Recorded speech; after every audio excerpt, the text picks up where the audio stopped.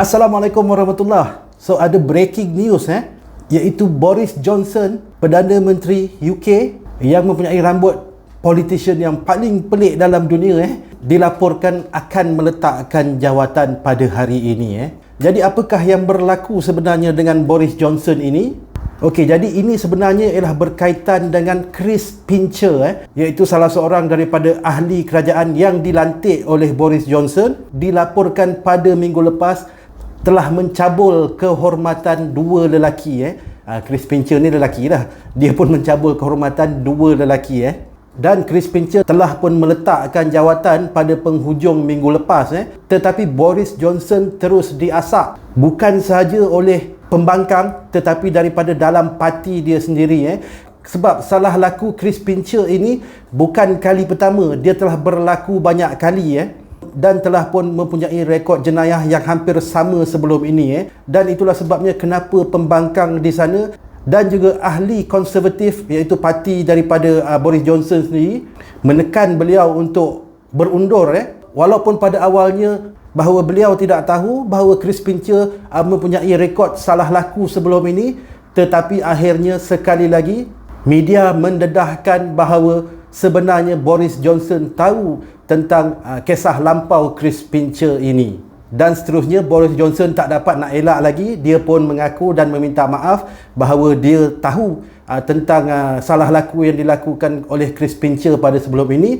dan dia juga meminta maaf kerana telah melantik Chris Pincher menjadi sebahagian daripada anggota kerajaan dia lah. Dan seterusnya juga, walaupun terdapat pelbagai desakan untuk Boris Johnson meletakkan jawatan, tetapi dia enggan berbuat demikian untuk sepanjang minggu lepas dan minggu ini Jadi seterusnya terdapat dua pilihan daripada parlimen di sana, iaitu yang pertama sama ada melakukan undi tidak percaya, ataupun yang kedua ialah dengan perletakan jawatan ahli kerajaan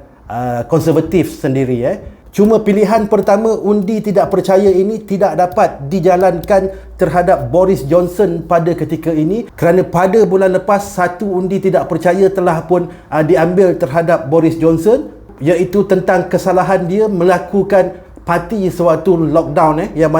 yang mana dia didapati bersalah dan didenda oleh polis UK. Walau bagaimanapun undi tidak percaya yang dilakukan pada bulan lepas, Boris Johnson terselamat daripada undi tidak percaya itu. Undang-undang UK menetapkan hanya boleh ada satu undi tidak percaya dalam masa 1 tahun. Jadi pilihan untuk mengadakan undi tidak percaya untuk menjatuhkan Boris Johnson tak dapat dilakukan pada ketika ini. Jadi dengan sebab itu,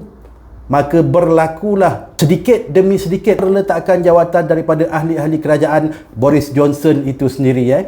Jadi sepanjang minggu ini terdapat beberapa perletakan jawatan dan akhirnya pada hari ini jumlah perletakan jawatan pada parti konservatif telah pun memasuki 50 orang dan Boris Johnson tidak lagi mempunyai sebarang pilihan, maka dia terpaksa meletakkan jawatan. Jadi itulah yang berlaku, bahawa terdapat laporan yang mengatakan bahawa Boris Johnson akan meletakkan jawatan pada hari ini. Dan seterusnya nampak gaya para investor untuk pasaran saham UK nampaknya memberi reaksi yang positif London FTSE meningkat pada ketika ini hampir 1.3%.